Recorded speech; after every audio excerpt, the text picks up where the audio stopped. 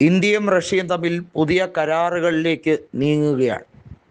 Energy സെക്ടറിലും അതുപോലെ തന്നെ nuclear weapons കൈമാറുന്നതുമായി ബന്ധപ്പെട്ട ന്യൂക്ലിയർ ഡീലിലേക്കുമൊക്കെ ഇന്ത്യ കൃത്യമായി റഷ്യയുമായി സഹകരിച്ച് മുന്നോട്ട് പോകാൻ തന്നെ തീരുമാനിച്ചിരിക്കുകയാണ്. നമുക്കറിയാം, ആഗോളതലത്തിൽ വിവിധ മാറ്റങ്ങൾ സംഭവിച്ചുകൊണ്ടിരിക്കുന്ന ഈ സമയത്ത് ഇന്ത്യ ബ്രിക്സ് ഉച്ചകോടിയുടെ ഈ വേളയിൽ അതിൻ്റെ അണിയറയിൽ തന്നെ ഇത്തരത്തിൽ ഒരു നീക്കം നടക്കുമ്പോൾ സ്വാഭാവികമായും എല്ലാ രാജ്യങ്ങളും ഉറ്റുനോക്കുന്നത് ഇന്ത്യ ബ്രിക്സ് രാജ്യങ്ങളുടെ ഔദ്യോഗിക കറൻസിയെ അംഗീകരിക്കുമോ എന്നുള്ളത് ഉൾപ്പെടെയുള്ള ചോദ്യങ്ങളാണ്. നമുക്കറിയാം, ഗൾഫ് രാജ്യങ്ങൾ പ്രത്യേകിച്ചും GCC രാജ്യങ്ങൾ എടുത്തിരിക്കുന്ന അതിശക്തമായിട്ടുള്ള ചില നിലപാടുകളുണ്ട്. അതിനെ അംഗീകരിക്കാൻ തയ്യാറല്ലാത്ത ഏത് രാജ്യമായിരുന്നാലും അവരെ ചോദ്യം ചെയ്യാനും വേണ്ടി വന്നാൽ അവരെ അനുസരിപ്പിക്കാനും തയ്യാറായി ഇറാനും ഇറാനോടൊപ്പം റഷ്യയും നിൽക്കുമ്പോൾ ഇനി അന്തർദേശീയ വ്യാപാരം ഉൾപ്പെടെയുള്ള കാര്യങ്ങൾ വലിയ രീതിയിൽ മാറ്റങ്ങൾ വരും. അമേരിക്ക നടത്തുന്ന സാമ്പത്തിക ഉപരോധത്തിന് ഉരുളക്കുപ്പേര് പോലെയാണ് ഇറാൻ മറുപടി കൊടുക്കുന്നത്. റഷ്യ എല്ലാത്തിനും പിന്നിൽ കരുത്തായി ഉണ്ട് എന്നുള്ളത് തന്നെയാണ് അവരുടെ ശക്തി. റഷ്യ എന്തുകൊണ്ടാണ് ഇത്രയും ദൃഢനിശ്ചയത്തോടെ നിൽക്കുന്നത്? ഒന്നാമത്തെ കാര്യം, അവരുടെ ഏറ്റവും പ്രധാന പിവറ്റലായിട്ടുള്ള കാര്യം ഉക്രൈൻ വിഷയം തന്നെയാണ്.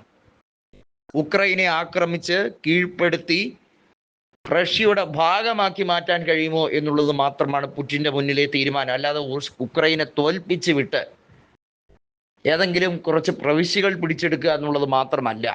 കാരണം അത്രയേറെ ഉക്രൈൻ റഷ്യക്ക് വലിയ വേദനകൾ സമ്മാനിച്ച ഒരു രാജ്യമാണ്. ഉക്രൈനെ അങ്ങനെ വെറുതെ വിടാൻ ലക്ഷ്യമിട്ടിട്ടില്ല റഷ്യ. വ്ളോഡിമർ സെലൻസ്കി ഒരു കളിപ്പാവയായി നാറ്റോയ്ക്ക് വേണ്ടിയും യൂറോപ്യൻ യൂണിയന് വേണ്ടിയും ചെയ്തു കൂട്ടിയ സകല വൃത്തികേടിനും മറുപടി കൊടുത്തേ മതിയാവുകയുള്ളൂ.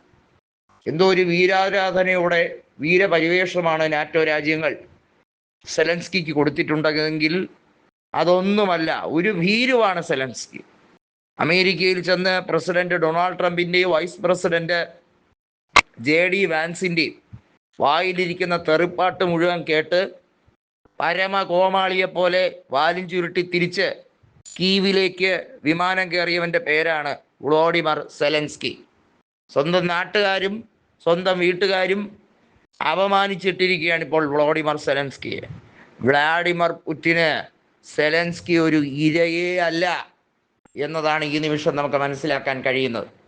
ഇനിയുള്ള ദിവസങ്ങളിൽ ഉക്രൈനെ തകർക്കാൻ ഇറാനോടൊപ്പം ആരൊക്കെ ചേരും എന്നതാണ് റഷ്യ കാത്തിരിക്കുന്നത്. ആ സമയത്താണ് ബ്രിക്സിൻ്റെ ഈ വേളയിൽ ഇന്ത്യയുമായി കൂടുതൽ സഹകരിക്കുന്നത്. ഊർജ പദ്ധതികളുമായി ബന്ധപ്പെട്ടും അന്താരാഷ്ട്ര പൈപ്പ് ലൈനുമായി ബന്ധപ്പെട്ടുമൊക്കെ ഇറാനും റഷ്യയും ഇന്ത്യയും ഒരു വൻ ഡീലിലേക്ക് എത്തിച്ചേരും എന്നുള്ളത് ഏറെക്കുറെ ഉറപ്പായി കഴിഞ്ഞിരിക്കുന്നു.